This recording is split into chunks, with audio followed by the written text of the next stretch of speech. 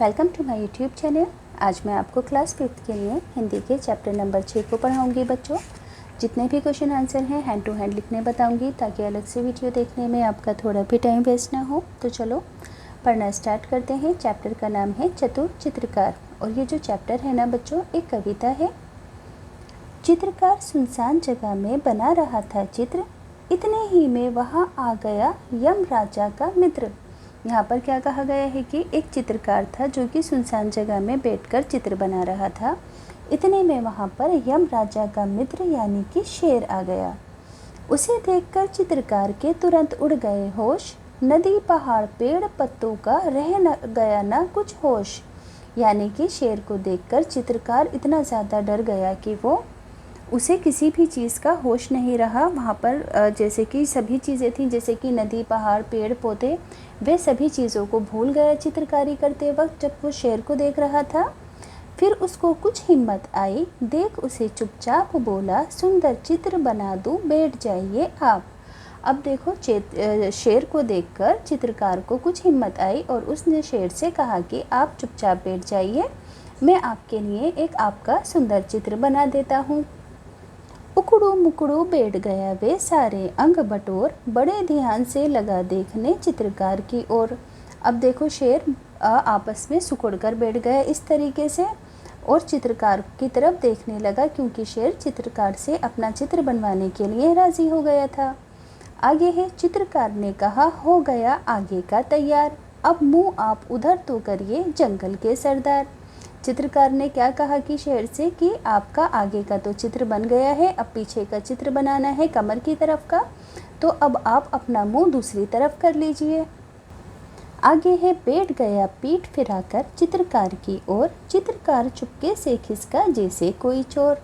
अब देखो जैसे ही शेर चित्रकार की तरफ से कमर मोड़ कर बैठा तो चित्रकार ने चालाकी चली और वे चुपके से वहाँ से फरार हो गया। बहुत देर तक आंख मूंद कर पीठ घुमाकर शेर बैठे बैठे लगा सोचने, इधर क्यों हुई देर। अब देखो शेर दूसरी तरफ मुंह करे करे थक गया था, बोर हो गया था, तो अब वो ये सोचने लगा कि इतनी देर कैसे हो गई। झील किनारे नाव थी, एक रखा था बास, चित्रकार ने नाव पकड़कर ली जी भर के सांस। अब देखो चित्रकार ने क्या किया कि उसे नाव दिखी एक नहर के अंदर, तो वो उस नाव के अंदर बैठ गया और नाव के अंदर एक लकड़ी का डंडा भी था। जल्दी जल्दी नाव चलाकर निकल गया वह दूर। इधर शेर था धोखा खाकर जुझलाहट में दो चूर। यानी कि अब देखो शेर गुस्सा हो गया था, क्योंकि वो समझ गया था कि जो चित्रकार है ना उसे धोखा देकर भाग गया है, इस वजह से वो फ्रस्ट्रेशन में था, जुझलाहट में था। शेर बहुत खिसियाकर बोला, नाव ज़रा ले रोक, कलम और कागज़ तो ले जा रे कायर डरपोक। अब शेर गुस्से के अंदर चित्रकार से बोला कि अभी ज़रा अपनी नाव को रोक ले और अपना कलम और कागज़ भी तो साथ में ले जा। चित्रकार ने कहा तुरंत ही रखिए अपने पास, चित्रकला का आप कीजिए जंगल में अभ्यास। चित्रकार ने शेर को क्या जवाब दिया कि कलम और कागज़ आप अपने पास ही रख लीजिए और यहाँ जंगल में रहकर चित्र बनाने का अभ्यास यानी कि प्रैक्टिस कीजिए। इस कविता को किसने लिखा है? राम नरेश त्रिपाठी ने लिखा है बच्चों। अब देखो यहाँ पर इस कविता के क्वेश्चन आंसर हैं। पहला क्वेश्चन है कि चित्रकार की कौन सी विशेषता आपको सबसे अच्छी लगी और क्यों लगी। तो फर्स्ट का आंसर आप लिखोगे कि मुझे चित्रकार की ये विशेषता सबसे अच्छी लगी कि वे शेर को देखकर घबराया नहीं, बल्कि उसने हिम्मत दिखाते हुए शेर को चित्र बनाने में व्यस्त करके अपनी जान बचा ली। इसी तरह से सेकंड क्वेश्चन है बच्चों की, शेर ने चित्रकार को कायर और डरपोक कहा। क्या आपको लगता है कि चित्रकार वास्तव में कायर और डरपोक था? तो सेकंड का आंसर आप लिखोगे कि चित्रकार कायर या डरपोक नहीं था, बल्कि उसने चतुराई दिखाते हुए वक्त पर भागकर शेर से अपनी जान बचाई थी। तीसरा क्वेश्चन है बच्चों, आपके अनुसार ऐसे कौन से कार्य हैं जिनका निरंतर अभ्यास करने से उसमें कुशलता आपके अंदर उनमें और कुछ ज़्यादा कुशलता बढ़ जाती है। तो थर्ड का आंसर आप लिखोगे कि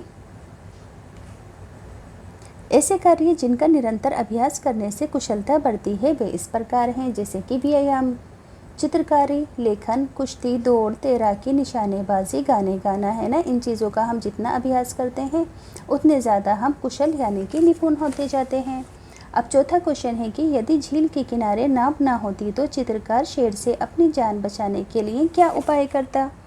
तो आप लिखोगे कि आंसर ये फोर्थ का, यदि झील के किनारे नाव ना होती तो चित्रकार पेड़ पर चढ़कर अपनी जान बचाता।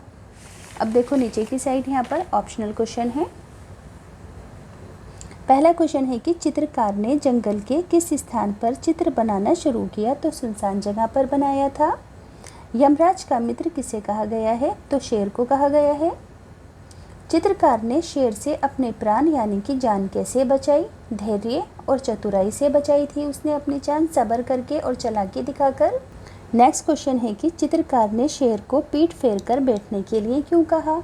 ताकि वे भागने की योजना को अपनी पूरी कर सके। अब देखो यहाँ पर कुछ क्वेश्चन आंसर और है। पहला क्वेश्चन है कि चित्रकार जिस वातावरण में चित्र बना रहा था उसका वर्णन कीजिए। आप आंसर लिखोगे।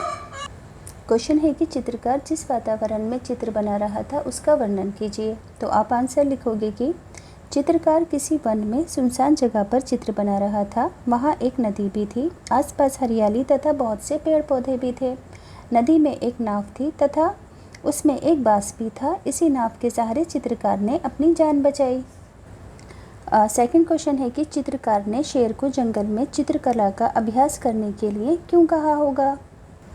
तो आप आंसर लिखोगे कि चित्रकार ने शेर को जंगल में चित्रकला का अभ्यास करने को इसलिए कहा होगा ताकि शेर दूसरे जंतुओं को परेशान न करे और चित्रकारी में व्यस्त हो जाए। आगे है कि आपको इस कविता की कौन सी घटना सबसे रोचक यानी कि सबसे अच्छी लगी?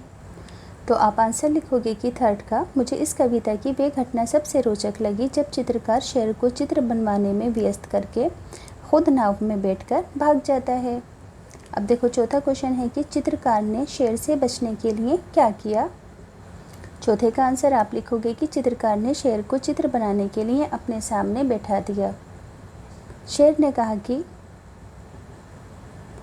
से कहा कि आगे का चित्र तैयार हो गया, अब कमर का चित्र बनाना है, अब मेरी तरफ से कमर करके बैठ जाओ। जैसे ही शेर मुड़कर बैठा, चित्रकार ने वहाँ से भागकर नाव में बैठकर अपनी जान बचाई। अब देखो नीचे भी 4 क्वेश्चन है। पहला क्वेश्चन है कि चित्रकार ने शेर को जंगल के सरदार नाम से क्यों पुकारा होगा? तो आप आंसर लिखोगे कि चित्रकार ने शेर को जंगल के सरदार नाम से इसलिए पुकारा क्योंकि शेर जंगल के सभी जानवरों में सबसे ताकतवर तथा खूंखार पशु होता है। अब नेक्स्ट क्वेश्चन है कि यदि चित्रकार जंगल में रुक जाता और शेर से मित्रता करने का प्रयत्न करता तो क्या होता? आंसर लिखोगे कि यदि चित्रकार जंगल में रुक जाता और शेर से मित्रता करने का प्रयत्न करता तो शेर चित्रकार को किसी तरह अपने झांसे में लेकर उसका शिकार करने की सोचता। आगे है, यदि शेर को भी चित्रकला में रुचि होती तो वो कौन से चित्र बनाना पसंद करता? तो आप आंसर लिखोगे थर्ड का।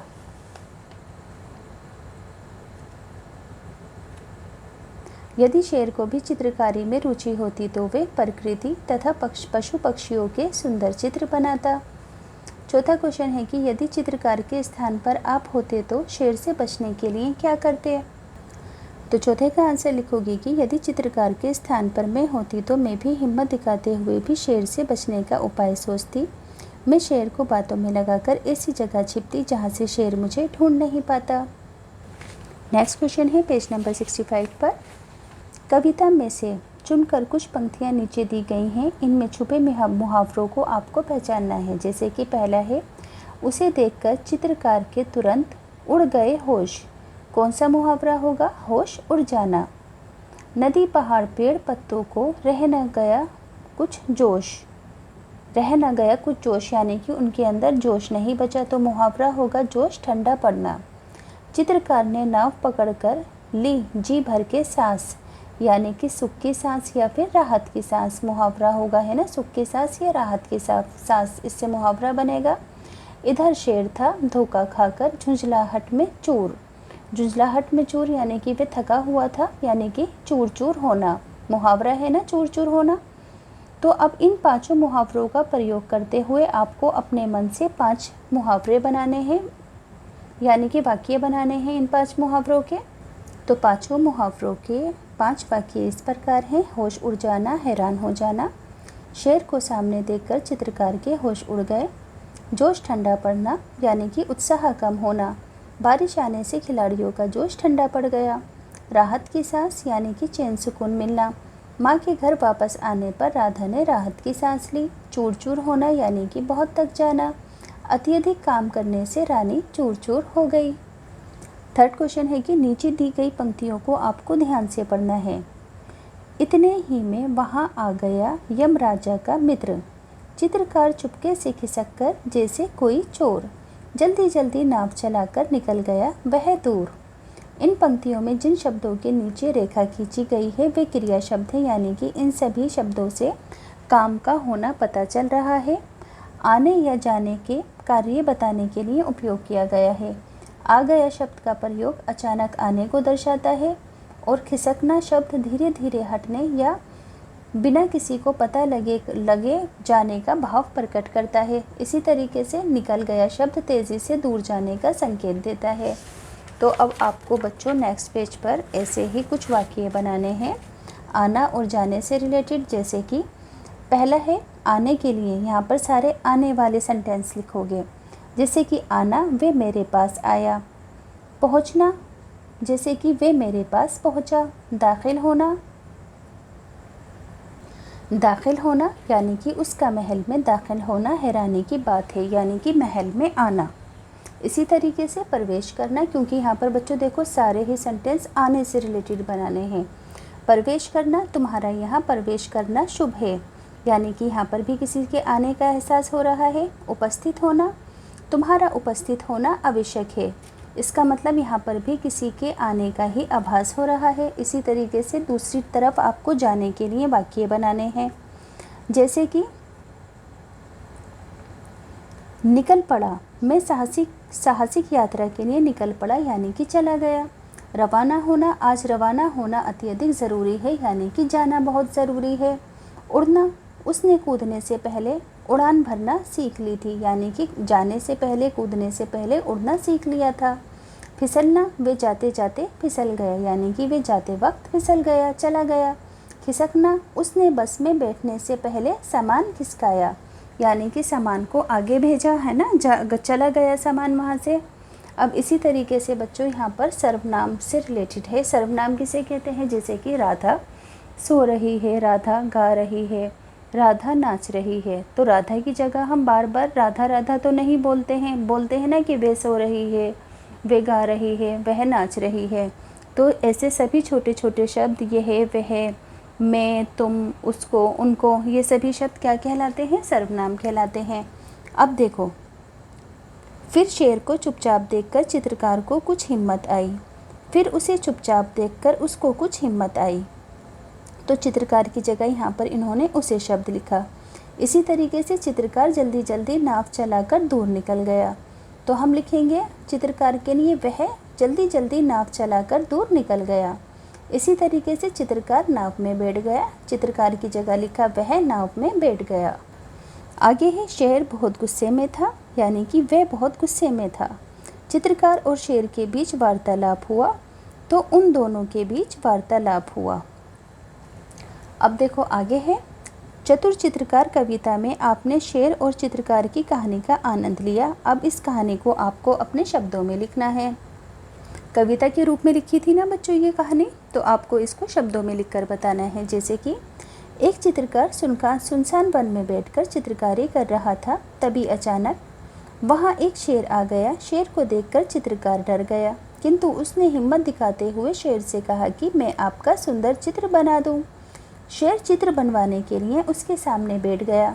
चित्रकार ने शेर से कहा कि सामने का चित्र बन गया, अब कमर का चित्र बनाना बाकी है, तो आप मेरी तरफ से पीठ करके बैठ जाओ। जैसे ही शेर पीठ करके बैठा, चित्रकार मौका पाते ही नाव में बैठकर भाग गया। इस तरह समझदारी दिखाते हुए चित्रकार ने शेर से अपनी जान बचा ली। अब देखो आगे है, इस कहानी के अंत में चित्रकार नाव में बैठकर दूर चला जाता है। आप अपनी कल्पना से इस कहानी का अंत लिखो। तो देखो आप कैसे लिख सकते हो कि हमारी कल्पना से कहानी का अंत इस प्रकार हो सकता है कि चित्रकार शेर से मित्रता कर लेता है। अंत में दोनों मिलकर चित्रकारी करते हैं और खुशी खुशी अपने घर लौट जाते हैं। पेज नंबर 58 पर आएंगे। नीचे दी गई शेर और चित्रकार के मध्य बातचीत है, आपको उसको कल्पना से पूरा करना है।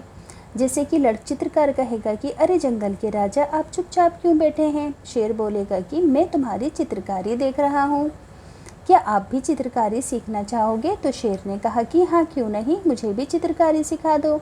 चित्रकार कहेगा कि सबसे पहले आपको छोटे छोटे चित्र बनाना सिखाऊंगा। शेर कहेगा कि अच्छा, पहले छोटे छोटे चित्र बनाए जाते हैं? तो चित्रकार कहेगा कि हाँ बिल्कुल शेर राजा। अब देखो नेक्स्ट पेज पर आएंगे। यहाँ पर चित्रकार की और शेर की विशेषताएं हैं। जो विशेषताएं शेर में हैं उस पर टिक लगा दो, जो शेर में नहीं है उस पर रोंग लगा दो। जैसे कि बुद्धिमान चित्रकार था, शेर नहीं था। शक्तिशाली चित्रकार नहीं था, शेर था। डरपोक इनमें से कोई भी नहीं था। चतुर चित्रकार था, शेर नहीं था। डरावना शेर था, चित्रकार नहीं था। साहसी लड़का था, चित्रकार था, शेर नहीं था। भोला लड़का था, शेर नहीं था। जिज्ञासु दोनों ही थे। अब देखो इसी तरीके से दो क्वेश्चन और हैं यहाँ पर। पहला क्वेश्चन है कि चित्रकार अपनी चतुराई का प्रयोग करके संकट से बच गया था। क्या कभी आप किसी संकट का सामना करने के लिए आपने कोई चतुराई दिखाई है? तो देखो मैंने लिखा है कि एक बार मैं छत पर बैठी थी, तभी बहुत से बंदर आ गए। तब मैंने चतुराई दिखाते हुए बंदरों के आगे बिस्किट डाल दिए। वे बिस्किट खाने में लग गए और मैं नीचे भाग गई। इसी तरीके से सेकंड क्वेश्चन है कि क्या आपने कभी किसी की संकट में सहायता की है? तो हाँ, जब मैं दादी जी के गांव गई थी तो वहाँ बाढ़ आ गई थी। घर के नीचे वाली मंजिल में पानी भर गया था। तब मैंने उनकी बिल्ली को सीढ़ी लगाकर अलमारी पे से उतारकर उसकी जान बचाई थी। आगे है चित्रकार का विद्यालय। कल्पना कीजिए कि चित्रकार ने जंगल में एक चित्रकला का विद्यालय खोला है। आप इस विद्यालय का कोई नाम बताओ और विद्यालय के बारे में आपको कुछ वाक्य भी लिखने हैं अपनी कॉपी में, लेखन पुस्तिका में। तो आप कुछ इस तरीके से लिख सकते हो। विद्यालय का नाम चित्रकला विद्यालय। यहाँ चित्रकारी सिखाई जाती है। निःशुल्क, दाखिला निःशुल्क होगा तथा मासिक फीस 500 रुपये महीना है। बच्चों और वयस्कों के लिए अलग अलग समय तथा कक्षाएँ होंगी। मात्र 3 महीने में चित्रकारी का पूरा ज्ञान दिया जाएगा। अनुभवी चित्रकारों से चित्रकारी करना सीखें और दाखिला लें। ठीक है बच्चों, विद्यालय के लिए आप 5 सेंटेंस इस तरीके से लिख सकते हो। 5 यहाँ पर लिखे हैं। अब देखो नेक्स्ट क्वेश्चन है कि इस विद्यालय के बारे में आपको एक आकर्षक विज्ञापन बनाना है। तो आप आकर्षक विज्ञापन किस तरीके से बना सकते हो? जैसे कि मैंने यहाँ पर बनाया है। चित्रकला विद्यालय प्रवेश जारी है। चित्रकला सीखने के लिए अनुभवी चित्रकार रखे गए हैं। इसके अलावा विज्ञापन को आकर्षक बनाने के लिए आप लिख सकते हो कि अनोखी चित्रकला सीखें। आपके पड़ोस में अनुभवी चित्रकार, मात्र 500 रुपये मासिक, प्रवेश निःशुल्क। पहले आएँ पहले पाएँ के आधार पर प्रवेश होगा। संपर्क करने के लिए साइट के अंदर आप ऐसे फ़ोन नंबर लिख दोगे। आप अपनी मर्ज़ी से और भी अच्छा सा कलरफुल विज्ञापन तैयार कर सकते हो। तो बच्चों, आप इसका आंसर इस तरीके से लिख सकते हो कि जंगल में सुख तथा शांति के लिए उपाय इस प्रकार हो सकते हैं। जंगलों को सुरक्षित रखने के लिए पेड़ों को काटने पर रोक लगानी चाहिए। शिकार करने पर प्रतिबंध होना चाहिए ताकि पशु पक्षियों की प्रजातियां विलुप्त होने से बच जाएं। देखो क्या क्या होने चाहिए कि जंगलों को सुरक्षित रखने के लिए पेड़ों को काटने पर रोक लगानी चाहिए। शिकार करने पर प्रतिबंध होना चाहिए ताकि पशु पक्षियों की प्रजातियाँ विलुप्त होने से बच जाए। पक्षियों को पालतू बनाने पर रोक लगाई जानी चाहिए। झरनों के पानी को खेतों में मोड़कर लाने पर भी रोक लगानी चाहिए। सांपों को पकड़ने पर भी प्रतिबंध होना चाहिए। वन रक्षक अधिकारियों की संख्या बढ़ाई जानी चाहिए।